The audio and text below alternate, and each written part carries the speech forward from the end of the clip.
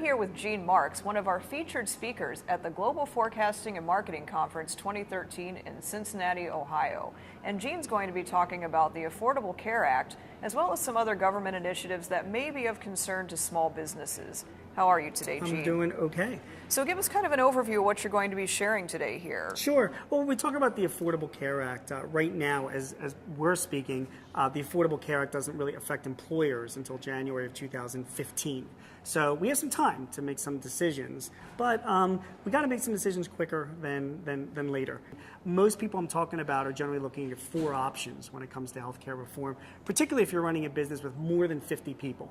Because remember, if you've got less than 50 people, you're excluded. You don't have to have health insurance. You even get a tax credit, mainly. So, it's people that have more than 50 employees are the ones that are affected by the Affordable Care Act. So what are they doing?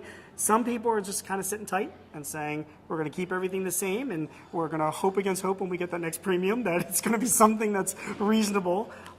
Other people are actually thinking of just offering the minimum plan, which is called a bronze plan. So it's an option that will be less expensive, and it will be completely legal and in compliance with the Affordable Care Act. But some employees might find that it might provide less coverages, when I say like deductible coverages and out-of-pocket coverages, than what they were getting before. But many employers are considering that. Some employers are thinking of taking the Mr. Burns approach from The Simpsons, which is like, we're not going to have any health care coverage at all. We're going to kick everybody out of here. We're just going to pay the penalty, and that penalty is $2,000 per employee. But they just don't want to deal with Obamacare or the Health Care Reform Act at all, so they're just kicking them all out. So that's another option, but I don't hear a lot of employers doing that. The biggest thing that I see employers doing is considering a hybrid plan. That hybrid plan is either one of 2 choices. One is you've got your employees, you've got more than 50 people. You say to them, look, we're not going to provide health care coverage anymore. We're going to send you guys out to the exchanges where you'll hopefully have more options and more benefits that you can take advantage. However, we're going to bump up your paychecks a little bit so that whatever we were paying you before or covering for your health care, you'll get it in the form of compensation, and then you go to the exchanges and buy whatever you want to buy. It saves us on administrative, fees and activities. Plus, at the same time, it is even if we're paying penalties, it may save us some money. So that's one thing they're thinking of. The second thing they're thinking of with this sort of hybrid approach is actually having a formal, defined contribution plan.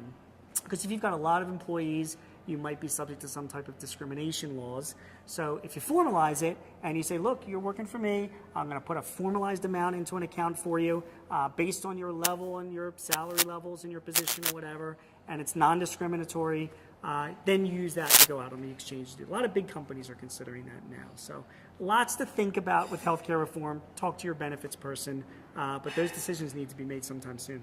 Sure. So from a consumer side, we hear a lot in the news lately about these healthcare exchanges as they've been opening up. Can you just sort of explain what those are? Sure. So the healthcare exchanges are basically like the Expedia of healthcare, healthcare reform, right? Without the travel recommendations. There are websites that are just designed so that you and I can go and buy our health insurance, and theoretically, they're supposed to be very user-friendly and help us make the decisions we need to make. As we're doing this interview, they're going through some technological issues. I realize that, and they will continue to go through technological issues because really, when has any business ever gotten their website up and running on time and efficiently? Anyway, they'll get those worked out. Looking down the road, the way the exchange is supposed to work is that you and I go there. We have lots of different choices. We can choose different levels of plans. And the theory is that they will be tied into the IRS so that if we're at the poverty level or we need government subsidies, that will be automatically calculated and built in the premium that we pay. And we pay the premium and we have our coverage. So the exchanges themselves are supposed to take the mystery out of buying your health care insurance. Right now it's still kind of mysterious, but I think over time the education will improve. Sure. So obviously we hear a lot of anxiety and fear from business owners about what this all means, but how could it really benefit employers? Well, for starters, first of all, when you talk about anxiety and fear, you're absolutely right. It's a lack of education because it's something that's new. The bottom line is that most employers are providing health insurance to their employees, and not only that, most of the health insurance that we're all getting, even my little 10-person firm, is providing health insurance that's beyond the bronze plan which is the minimum requirements. You'll be surprised that most business owners will be like, wow, we've actually been doing this and doing it above and beyond what was required. So that's one thing. But when we talk about benefiting employers, there's really two big benefits. One is it's providing health benefits to your employees that you don't have to worry about anymore. I mean, big things like pre-existing conditions. Say you always wanted to hire that guy and you never could because he had some pre-existing condition or had some whatever. Now you can, because that's now legal by law. They can switch insurance. Secondly, if you decide to get rid of your health insurance, even have a defined contribution plan, it really cuts down on your administration. So, a lot of employers have a lot of headaches in managing the paperwork of their current health plans. So quite a few of them are saying, enough of this. Let's, we'll give our employees a few bucks, let them go and buy it on the exchanges, and that's just one less thing we have to worry about internally. So. Sure. So I understand there are other places where we can get your insight. You're apparently in a lot of media outlets, so can you tell us where people can find more of your writing? Sure. So I write every day for the New York Times, and then I write once a week for Inc. magazine, Forbes, Entrepreneur magazine, the Huffington Post, and Fox Business. So you can catch me anywhere online. Very good. Well, thank you so much for your time, Gene. Thrilled to be here.